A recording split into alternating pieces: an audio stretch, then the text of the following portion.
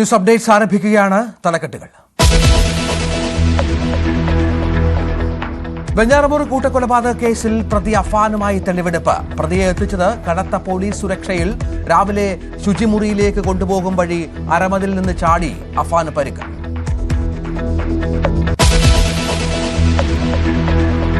CPM സംസ്ഥാന സമ്മേളനത്തിൽ MV ഗോവിന്ദന്റെ രൂക്ഷ വിമർശനം. സ്ഥാനമാനങ്ങളെല്ലാം കണ്ണൂരുകാർക്കെന്ന് പത്തനംതിട്ട ജില്ലാ കമ്മിറ്റി അംഗം PB ഹർഷകുമാർ. വിമർശനങ്ങളെ രാഷ്ട്രീയമായി പ്രതിരോധിക്കാൻ മന്ത്രിമാർ തയ്യാറാകുന്നില്ലെന്ന് കൊല്ലത്ത് നിന്നുള്ള പ്രതിനിധി. മുഖ്യമന്ത്രി ഒഴികെയുള്ള മന്ത്രിമാർ പ്രതീക്ഷയ്ക്കത്തുയരുന്നില്ല എന്നും വിമർശനം.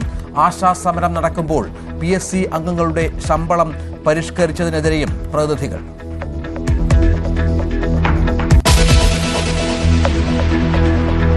നാടുവിട്ട മലപ്പുറം താനൂരിലെ വിദ്യാർത്ഥികളുമായി പോലീസ് നാട്ടിലേക്ക്. കുട്ടികളെ കണ്ടെത്തിയത് മൊബൈൽ ഫോൺ ലൊക്കേഷൻ വഴി.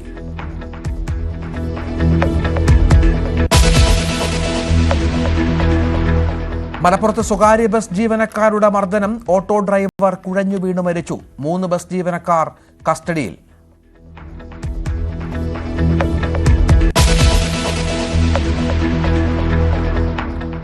ഏറ്റുമാനൂർ കൂട്ട ആത്മഹത്യയിൽ നിർണായകമായി CCTV ദൃശ്യം.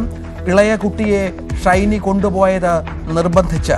കേസെടുത്തത് 15 ദിവസത്തിന് ശേഷമെന്ന് ആരോപണം. അന്ന് തന്നെ കേസെടുത്തെന്ന് പോലീസ്.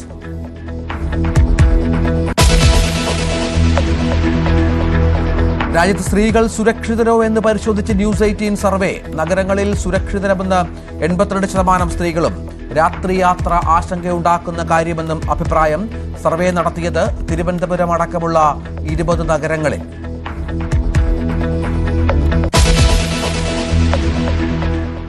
വാർത്തകളുടെ വിശദാംശങ്ങളിലേക്ക്. വെഞ്ഞാറമൂട് കൂട്ടക്കൊലപാതക കേസിൽ പ്രതി അഫാനെ തെളിവെടുപ്പിനായി എത്തിച്ചു. പിതൃമാതാവ് സൽമാ ബീവിയെ കൊലപ്പെടുത്തിയ കേസിലായിരുന്നു തെളിവെടുപ്പ്. പാങ്ങോടുള്ള ഇവരുടെ വീട്ടിലും ആഭരണങ്ങൾ പണയം വെച്ച ധനകാര്യ സ്ഥാപനത്തിലും എത്തിച്ചാകും തെളിവെടുപ്പ് നടപടികൾ പൂർത്തിയാക്കുക. തെളിവെടുപ്പ് ഇപ്പോൾ പൂർത്തിയാക്കുകയാണ്. ഇപ്പോൾ നടന്നുകൊണ്ടിരിക്കുകയാണ്. ഇപ്പോൾ ദൃശ്യങ്ങളിൽ നിരവധി ആളുകൾ അവിടെ കൂടി നിൽക്കുന്നത് കാണാം. കനത്ത പോലീസ് സുരക്ഷയും അവിടെയുണ്ട് എന്നാണ് മനസ്സിലാക്കുന്നത്. VV വിനോദ് വിവരങ്ങൾ പങ്കുവെക്കും. വിനോദ്, ഇന്ന് തന്നെ ഈ സ്ഥലങ്ങളിലൊക്കെ തെളിവെടുപ്പ് പൂർത്തിയാക്കുകയാണോ ലക്ഷ്യം? രഞ്ജിത്ത്, ഇപ്പോൾ ആദ്യ സ്ഥലത്തെ തെളിവെടുപ്പ് പൂർത്തിയാക്കിയിട്ടുണ്ട്. സൽമാ ബീവിയുടെ വീട്ടിലാണ് തെളിവെടുപ്പ് പൂർത്തിയാക്കിയത്. പിതാവിന്റെ മാതാവാണ്. ഒറ്റയ്ക്കാണ് ഈ 80 വയസ്സിലധികമുള്ള വൃദ്ധ താമസിച്ചിരുന്നത്. ഇവർ മാല ചോദിച്ചിട്ട് നൽകിയില്ല.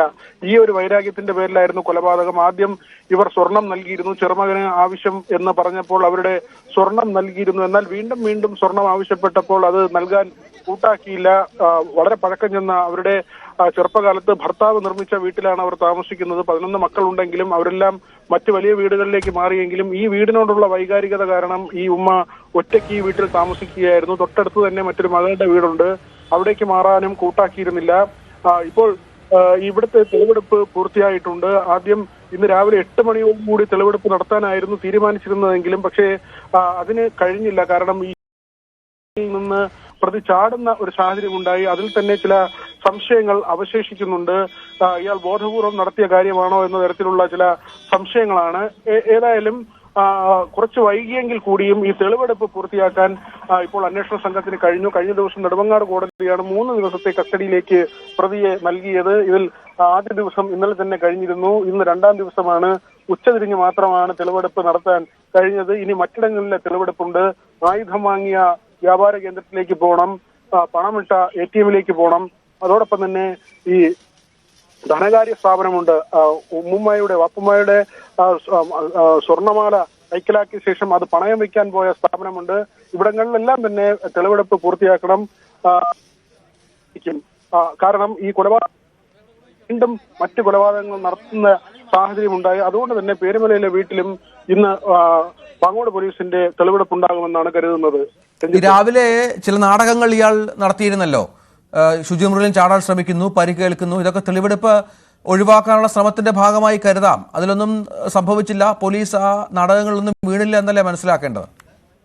തീർച്ചയായും അങ്ങനെ തന്നെയാണ്. വൈദ്യപരിശോധനയ്ക്ക് കൊണ്ടുപോയിരുന്നു. ആശുപത്രിയിൽ എത്തിച്ചപ്പോൾ തന്നെ ഡോക്ടർമാർ പറഞ്ഞു മറ്റു പ്രശ്നങ്ങളൊന്നുമില്ല, പ്രതിക്ക് മറ്റ് പ്രശ്നങ്ങളൊന്നും ഇല്ലാത്തത് കൊണ്ട് തന്നെ അപ്പോൾ തന്നെ ഡോക്ടർമാർ തിരികെ അയക്കുകയായിരുന്നു. പിന്നീട് പോലീസ് സ്റ്റേഷനിൽ തുടർന്നു.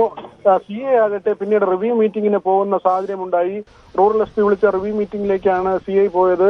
ഈ SHO തിരിച്ചു വന്ന ശേഷമാണ് ഇപ്പോൾ തെളിവെടുപ്പ് നടത്തിയത്. വലിയ പോലീസ് സന്നാഹം ഉണ്ടായിരുന്നു. ഇതിൽ 5 കൊലപാതകങ്ങളാണ്.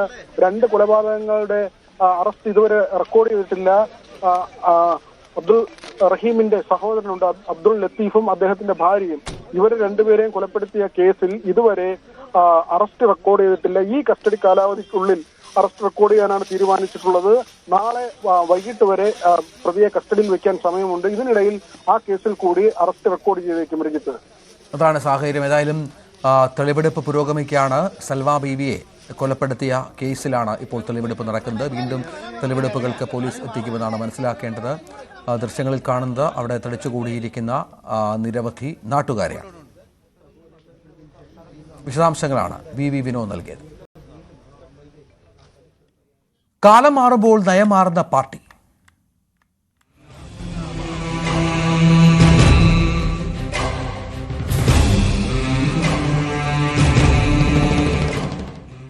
CPM സംസ്ഥാന സെക്രട്ടറി MV ഗോവിന്ദൻ മാധ്യമങ്ങളെ കാണുന്നു. പ്രവർത്തനവും ശരിയായ രീതിയിൽ മാധ്യമങ്ങൾ പ്രതിഫലിപ്പിക്കുന്നില്ല എന്ന വിമർശനവും ഉന്നയിക്കപ്പെട്ടു. മുതലാളിത്തത്തിന്റെ മുന്നേറ്റവും സവിശേഷതകളായ അതിന്റെ തന്നെ ഭാഗമായിട്ടുള്ള പ്രതിസന്ധിയും അവതരിപ്പിക്കുന്നതിന് കൂടുതൽ വിശാലമായ പഠനവും അതിനടിസ്ഥാനപ്പെടുത്തിയിട്ടുള്ള വിവരങ്ങൾ സഖാക്കളിൽ എത്തിക്കുന്നതിനും നമുക്ക് സാധിക്കേണ്ടതുണ്ട് എന്ന കാര്യവും സഖാക്കൾ സൂചിപ്പിച്ചു. ഈ സാഹചര്യത്തിൽ ലോകത്ത് സോഷ്യലിസ്റ്റ് സമൂഹത്തെയും ലാറ്റിൻ അമേരിക്കയിലൊക്കെ രൂപപ്പെട്ടു വന്നിട്ടുള്ള സാമ്രാജ്യത്വ വിരുദ്ധ ഇടതുപക്ഷ ഇടപെടലുകളെയും ജനങ്ങൾക്കിടയിൽ പ്രചരിപ്പിക്കുന്നതിന് പ്രത്യേകമായ പ്രവർത്തനം ശക്തിപ്പെടുത്തണമെന്ന കാര്യവും ചൂണ്ടിക്കാണിച്ചിട്ടുണ്ട്.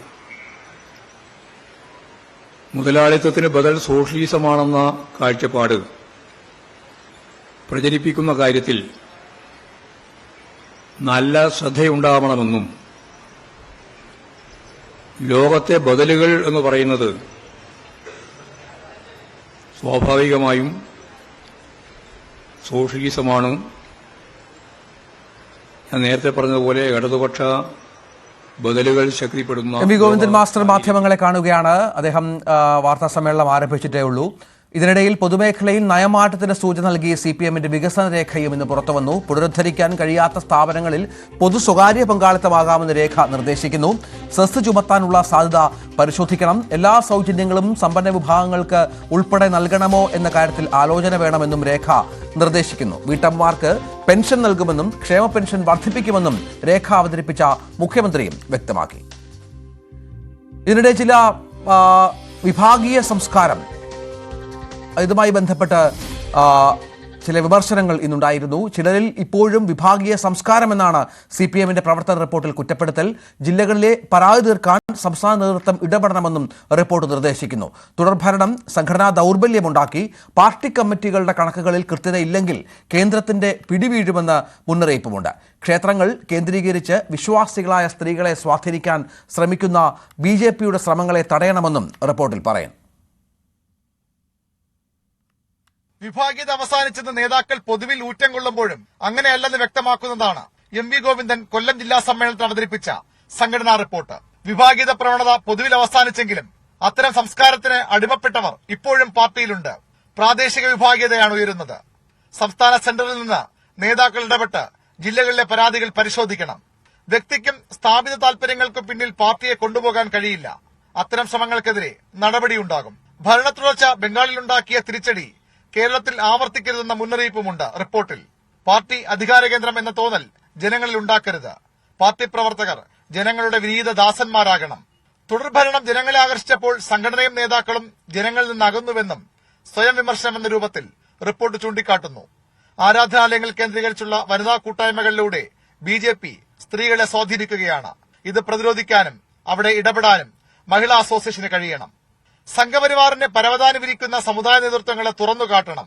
മുഖ്യമന്ത്രിയുടേത് മികച്ച പ്രകടനമെങ്കിലും രണ്ടാം പിണറായി സർക്കാരിൽ ചില മന്ത്രിമാർ പ്രതീക്ഷയ്ക്കൊത്ത് ഉയർന്നിട്ടില്ല. പ്രതിപക്ഷവും മാധ്യമങ്ങളും മുഖ്യമന്ത്രിയെ വളഞ്ഞിട്ടാക്രമിച്ചപ്പോൾ പ്രതിരോധിക്കാനും കഴിഞ്ഞില്ല. പാർട്ടി കമ്മിറ്റികളുടെ കണക്കുകളിൽ കൃത്യതയും വ്യക്തതയുമില്ലെങ്കിൽ കേന്ദ്രത്തിന്റെ ഇടപെടലുകളിലേക്ക് അത് നയിക്കും. വർഗ ബഹുജന സംഘടനാ ഭാരവാഹികളും കണക്കുകൾ പാർട്ടി നേതൃത്വത്തെ ബോധിപ്പിക്കണം. സാമൂഹ്യ മാധ്യമങ്ങളിൽ ആക്റ്റീവാകുന്ന സംസ്ഥാന നേതാക്കൾ അതുകൊണ്ട് പാർട്ടിക്ക് എന്ത് ഗുണമെന്ന് കൂടി ചിന്തിക്കണം. ഫാൻസിനെ കൂട്ടൽ മാത്രമാകരുത് ലക്ഷ്യമെന്നും സംസ്ഥാന സമിതിയിലെ യുവനിര കൂടുതൽ സജീവമാകണമെന്നും സംഘടനാ റിപ്പോർട്ട് നിർദ്ദേശിക്കുന്നു. വി അരുൺ, ന്യൂസ് 18, കൊല്ലം. പൊതുമേഖലയിൽ നയമാറ്റത്തിന്റെ സൂചന നൽകിയാണ് CPM-ന്റെ വികസന രേഖ ഇന്ന് പുറത്തുവന്നത്. പുനരുദ്ധരിക്കാൻ കഴിയാത്ത സ്ഥാപനങ്ങളിൽ പൊതു സ്വകാര്യ പങ്കാളിത്തമാകാമെന്നും രേഖ നിർദ്ദേശിക്കുന്നു.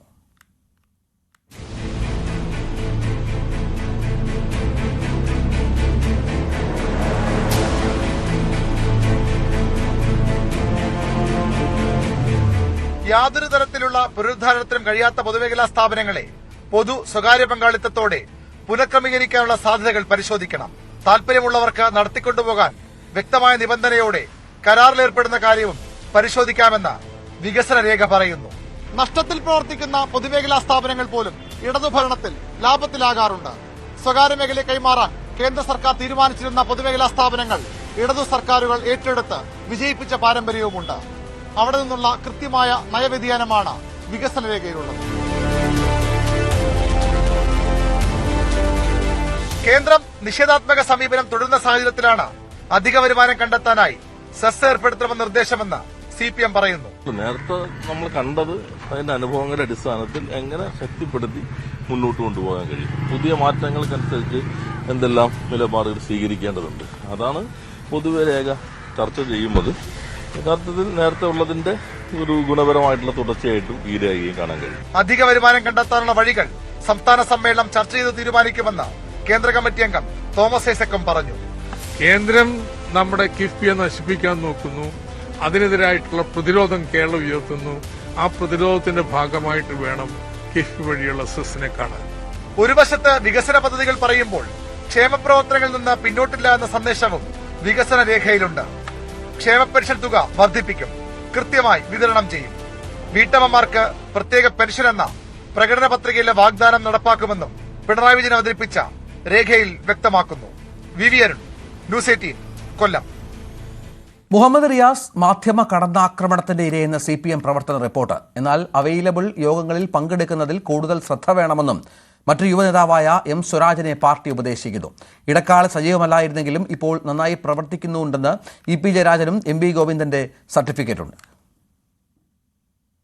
സംസ്ഥാന സെക്രട്ടറി അവതരിപ്പിച്ച സംഘടനാ റിപ്പോർട്ടിൽ സംസ്ഥാന സെക്രട്ടേറിയറ്റ് അംഗങ്ങളുടെ പ്രവർത്തനം വിലയിരുത്തുന്ന ഭാഗത്താണ് പരാമർശങ്ങൾ. മുഹമ്മദ് റിയാസ് മന്ത്രി എന്ന നിലയിൽ മികച്ച പ്രവർത്തനം കാഴ്ചവെക്കുന്നുണ്ട്. സർക്കാരിനെതിരായ ആക്രമണങ്ങളെ പ്രതിരോധിക്കാൻ മുന്നിട്ടിറങ്ങുന്നു. അതുകൊണ്ടുകൂടിയാണ് റിയാസ് മാധ്യമവേട്ടയ്ക്കിരയാകുന്നത് എന്ന് സംഘടനാ റിപ്പോർട്ട്. M സ്വരാജ് ദേശാഭിമാനിയുടെ റെസിഡന്റ് എഡിറ്റർ ആണ്. ചിന്തയുടെയും കർഷക സംഘത്തിന്റെയും വിദ്യാർത്ഥി രംഗത്തിന്റെയും ചുമതലയുണ്ട്. പാർട്ടി കേന്ദ്രം ഏൽപ്പിക്കുന്ന പ്രചരണ പരിപാടികളിൽ ഇടപെടുന്നുണ്ട് എങ്കിലും അവൈലബിൾ യോഗത്തിലെ പങ്കാളിത്തം വർദ്ധിപ്പിക്കണമെന്നാണ് സ്വരാജിന് നൽകുന്ന ഉപദേശം. മുന്നണി കൺവീനർ എന്ന നിലയിൽ പ്രവർത്തിച്ചിരുന്ന EP ജയരാജനെ പിന്നീട് മാറ്റി. ഇടക്കാലത്ത് സജീവമായിരുന്നില്ലെങ്കിലും സമ്മേളനഘട്ടത്തിൽ സജീവമായി രംഗത്തുണ്ട് എന്ന വിലയിരുത്തലാണ് മുതിർന്ന നേതാവിനെ പറ്റിയുള്ളത്. PK ശ്രീമതിക്ക് അഖിലേന്ത്യാ തലത്തിൽ പ്രവർത്തിക്കേണ്ടതിനാൽ സംസ്ഥാനത്ത് സജീവമാകാൻ കഴിയില്ല. പാർട്ടി കേന്ദ്രത്തിന്റെ ചുമതലയുള്ള തോമസ് ഐസക് അവൈലബിൾ സെക്രട്ടേറിയറ്റ് യോഗങ്ങളിൽ പങ്കെടുക്കുന്നതിന് കൂടുതൽ ശ്രദ്ധിക്കണം.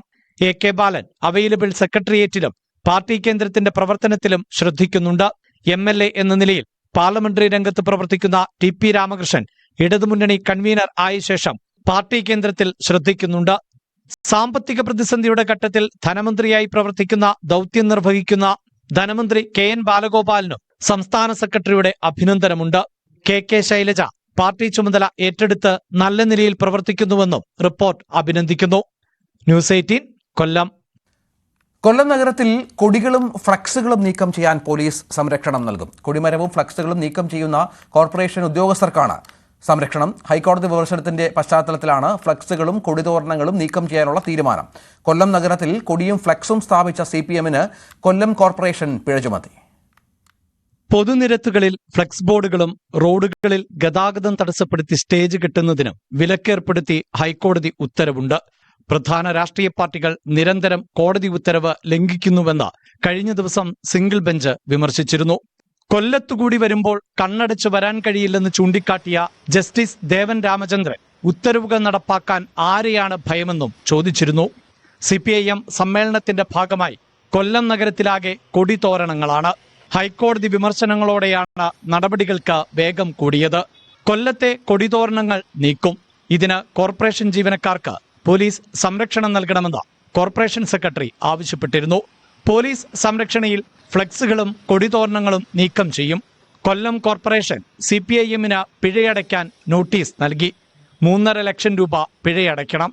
CPIM ജില്ലാ സെക്രട്ടറിക്കാണ് കോർപ്പറേഷൻ സെക്രട്ടറി നോട്ടീസ് നൽകിയത്. സംസ്ഥാന സമ്മേളനത്തിനായി 20 ഫ്ലക്സ് ബോർഡുകളും 2500 കൊടിയും കെട്ടിയതിനാണ് പിഴ. ഫീസ് അടച്ച് നിയമാനുസൃതം ഫ്ലക്സ് സ്ഥാപിക്കാൻ CPIM അനുമതി തേടിയിരുന്നു. കാഴ്ച മറയ്ക്കാതെയും ഗതാഗത തടസ്സമില്ലാതെയും നടപ്പാത കയ്യേറാതെയുമാണ് ഫ്ലക്സ് ബോർഡുകളും കൊടിയും സ്ഥാപിച്ചതെന്നാണ് CPIM നേതൃത്വത്തിന്റെ വിശദീകരണം. ന്യൂസ് 18 കൊല്ലം. നാട് വിട്ടുപോയ മലപ്പുറം താനൂരിലെ പെൺകുട്ടികളെ നാളെ നാട്ടിൽ തിരിച്ചെത്തിക്കും. പൂനെ ലോണാവാളയിൽ നിന്നും കണ്ടെത്തിയ വിദ്യാർത്ഥികളുമായി പോലീസ് നാട്ടിലേക്ക് തിരിച്ചു. മണിക്കൂറുകൾ നീണ്ട അഭ്യൂഹങ്ങൾക്കും ആശങ്കകൾക്കുമൊടുവിൽ കഴിഞ്ഞ ദിവസം രാത്രിയാണ് പെൺകുട്ടികളെ കണ്ടെത്തിയത്. മൊബൈൽ ടവർ ലൊക്കേഷൻ കൃത്യമായി മനസ്സിലാക്കാനായതാണ് പെൺകുട്ടികളെ കണ്ടെത്തുന്നതിൽ നിർണായകമായതെന്ന് മലപ്പുറം SP R വിശ്വനാഥ് പറഞ്ഞു. കുട്ടികളെ കാണാതായ വിവരം പുറത്തു വന്നപ്പോൾ തന്നെ പോലീസ് സജീവമായിരുന്നു. കൂട്ടായ പരിശ്രമത്തിന്റെ ഭാഗമായാണ് അന്വേഷണം വിജയകരമായി പൂർത്തീകരിക്കാൻ സാധിച്ചത്. എന്തിനാണ് പെൺകുട്ടികൾ പോയതെന്ന് വിശദമായി ചോദിച്ച് അറിയേണ്ടതുണ്ട്. നിലവിൽ യാത്രയോടുള്ള താല്പര്യം കൊണ്ട് പോയതാണെന്നാണ് മനസ്സിലാക്കാനാകുന്നതെന്നും SP പറഞ്ഞു.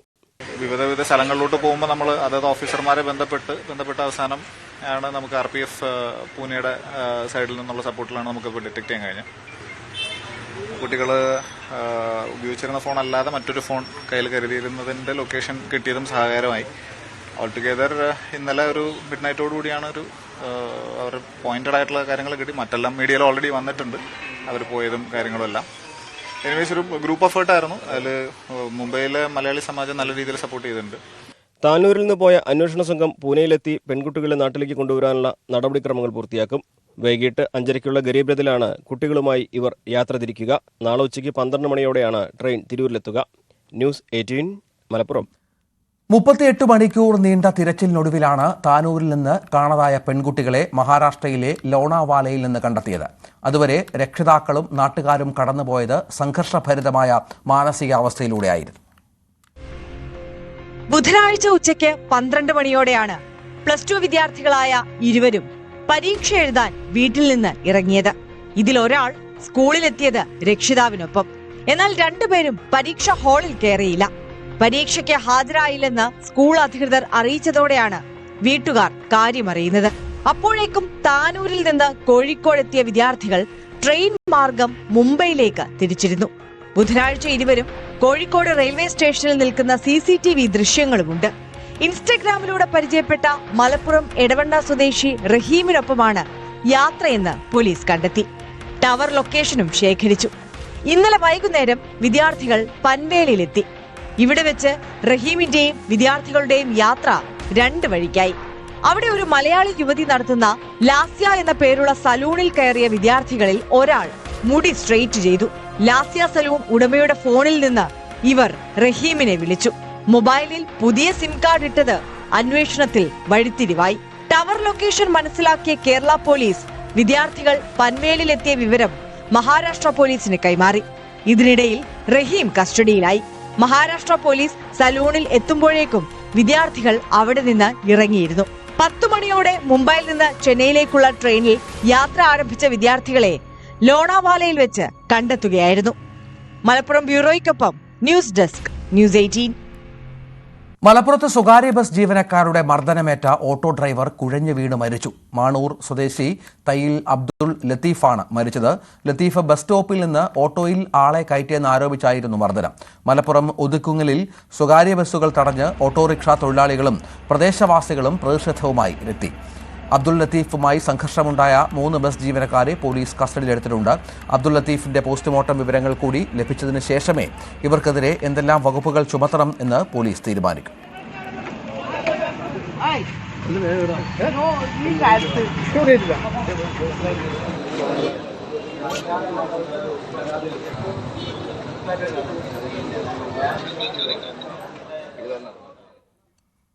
മലപ്പുറം മുൻ എസ് പി സുജിത് ദാസിനെ തിരിച്ചെടുത്തു. 6 മാസത്തെ സസ്പെൻഷന് ശേഷമാണ് സുജിത് ദാസിനെ തിരിച്ചെടുത്തത്.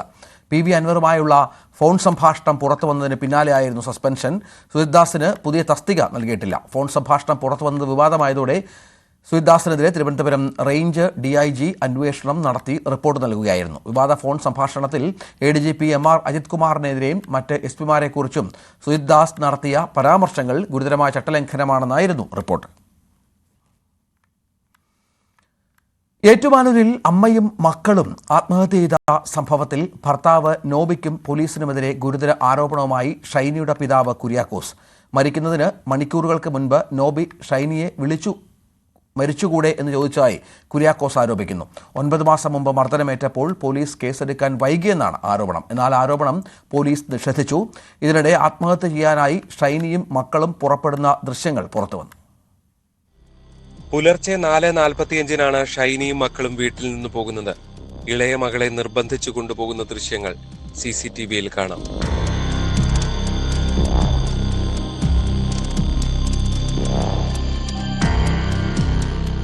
കല്യാണം നടന്ന അന്നു മുതൽ ഷൈനി പീഡനം ഏറ്റുവാങ്ങേണ്ടി വന്നതായാണ് പിതാവ് കുര്യാക്കോസ് ആരോപിക്കുന്നത്. വിവാഹമോചനം നൽകാനും തയ്യാറായില്ല. ആത്മഹത്യക്ക് മണിക്കൂറുകൾക്ക് മുൻപ് നോബിയുടെ ഫോൺ വിളിയുണ്ടായി. ഇതാണ് ആത്മഹത്യയിലേക്ക് നയിച്ചത്.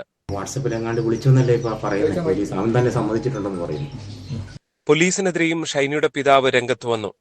ഷൈനി മർദ്ദനത്തിനിരയായി ആശുപത്രിയിൽ പ്രവേശിപ്പിച്ച ശേഷം പോലീസ് കേസെടുക്കാൻ വൈകി. ഏറ്റുമാനൂർ പോലീസ് സ്റ്റേഷനിലേക്ക് തൊട്ട് താഴെ നടന്നു ചെല്ലാനേ ഉള്ളൂ.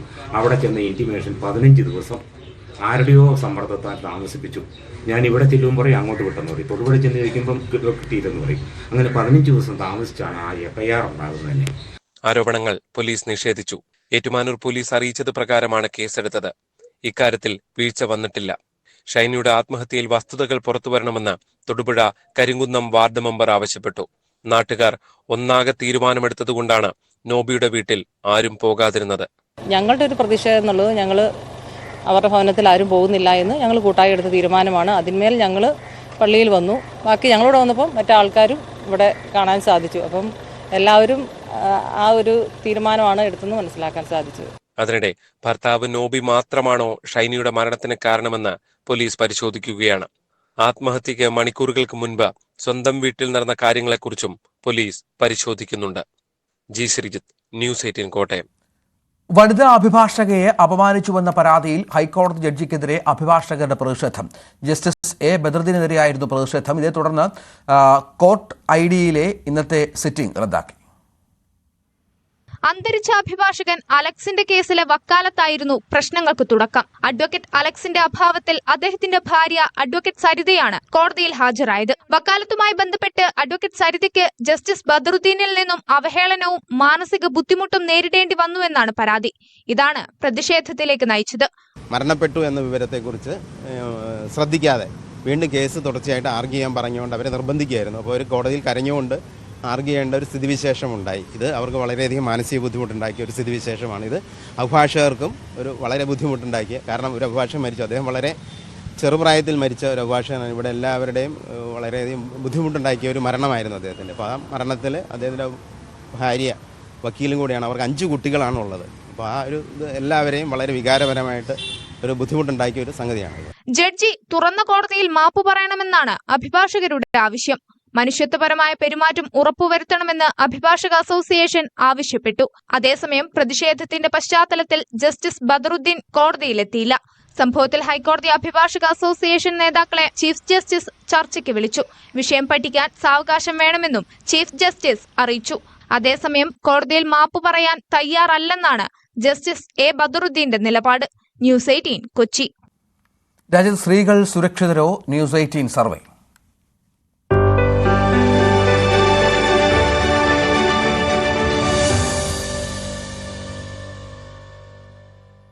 ഇന്ത്യയിലെ നഗരപ്രദേശങ്ങളിൽ സ്ത്രീകൾക്കിടയിൽ സുരക്ഷയെക്കുറിച്ച് ആശങ്കപ്പെടുന്നവരുടെ എണ്ണം കുറവ് എന്ന് സർവേ ഫലങ്ങൾ.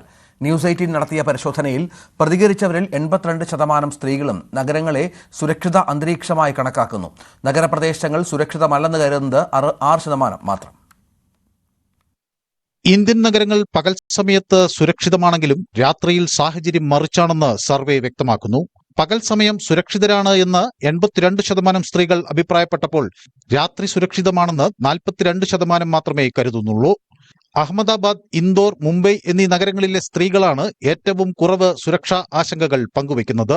ഗതാഗത സൗകര്യങ്ങളിലെ സുരക്ഷയെക്കുറിച്ചുള്ള ധാരണകൾ ആശങ്കാജനകമാണ്. പകൽ സമയത്തെ യാത്രകളിൽ തങ്ങൾ സുരക്ഷിതരാണ് എന്ന് 70% പേരും കരുതുമ്പോൾ രാത്രിയിൽ സുരക്ഷിതരാണ് എന്ന് കരുതുന്നത് 31% മാത്രം. പ്രതികരിച്ചവരിൽ പകുതിയോളം പേർ പൊതുഗതാഗതം കൂടുതൽ സുരക്ഷിതം എന്ന് വിലയിരുത്തുന്നു. വിദ്യാഭ്യാസ സ്ഥാപനങ്ങളിലെ സുരക്ഷയെക്കുറിച്ച് പ്രതികരിച്ചവരിൽ ഭൂരിഭാഗവും അനുകൂല നിലപാടാണ് വ്യക്തമാക്കുന്നത്. 87% സ്ത്രീകളും ഇവിടെ സുരക്ഷിതരാണെന്ന് കരുതുന്നു. ജോലിസ്ഥലങ്ങളിൽ സുരക്ഷിതരാണ് എന്ന് 92% പേരും കണക്കാക്കുന്നു. തൊഴിലിടങ്ങളിൽ സുരക്ഷ മെച്ചപ്പെടുത്താനുള്ള ശ്രമങ്ങൾ നടന്നിട്ടുണ്ടെന്ന് 86% പേരും വിശ്വസിക്കുന്നു. സ്ത്രീകൾ പൊതുയിടങ്ങളിൽ നേരിടുന്ന പ്രധാന പ്രശ്നമായി പറയുന്നത് മോശമായ ഭാഷാ പ്രയോഗമാണ്. തിരുവനന്തപുരം ഉൾപ്പെടെയുള്ള 20 നഗരങ്ങളിലാണ് സർവേ നടന്നത്. 8000-ഓളം സ്ത്രീകളാണ് പ്രതികരിക്കാൻ തയ്യാറായത്. പൊതുപരിസ്ഥിതികളിൽ ലിംഗനീതിയിൽ അധിഷ്ഠിതമായ ബഹുമാനത്തിന്റെയും പിന്തുണയുടെയും ഒരു സംസ്കാരം വളർത്തിയെടുക്കുന്നതിനോടൊപ്പം സുരക്ഷിതമല്ലാത്ത അനുഭവങ്ങളെ അവസാനിപ്പിക്കേണ്ടതിന്റെ പ്രാധാന്യത്തെയും സർവേ അടിവരയിടുന്നു. News desk, news 18.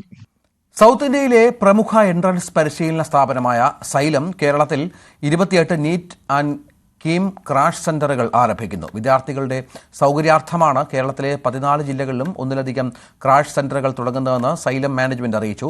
മാർച്ച് 20 തുടങ്ങുന്ന ക്രാഷ് കോഴ്സിലേക്കുള്ള അഡ്മിഷൻ സൈലത്തിൽ പുരോഗമിക്കുകയാണെന്ന്. ഇതുകൂടാതെ 4,999 രൂപയ്ക്ക് ഓൺലൈനിൽ ക്രാഷ് കോഴ്സ് പഠിക്കാവുന്ന സൗകര്യവും സൈലം ഒരുക്കുന്നുണ്ട്. 6009100 എന്ന നമ്പറിൽ വിളിച്ചാണ് അഡ്മിഷൻ എടുക്കേണ്ടത്. UGS ഗ്രൂപ്പിന്റെ pyramid Agro multi state cooperative സൊസൈറ്റിയുടെ തൃശൂർ ബ്രാഞ്ച് പ്രവർത്തനം ആരംഭിച്ചു. ഫാദർ ജിയോ ചെരടായി ഉദ്ഘാടനം ചെയ്തു. പാലക്കാട്, മലപ്പുറം ജില്ലകളിൽ അർബൻ ഗ്രാമീൺ സൊസൈറ്റിയുടെ പ്രവർത്തനം മറ്റു സംസ്ഥാനങ്ങളിലേക്ക് കൂടി വ്യാപിപ്പിക്കുമെന്ന് Pyramid Agro multi state cooperative society അധികൃതർ അറിയിച്ചു. ചടങ്ങിൽ UGS group managing director Ajith Palott അധ്യക്ഷത വഹിച്ചു. Municipal councillor Radhika NV, UGS group PRO Shyamkumar, Sasthra Prasad, marketing head Shameer Ali, finance manager Harish, HR manager Anu Mathew, Sivadasan തുടങ്ങിയവർ സംസാരിച്ചു. ന്യൂസ് അപ്ഡേറ്റ്സ് പൂർണ്ണമാകുന്നു. നമസ്കാരം.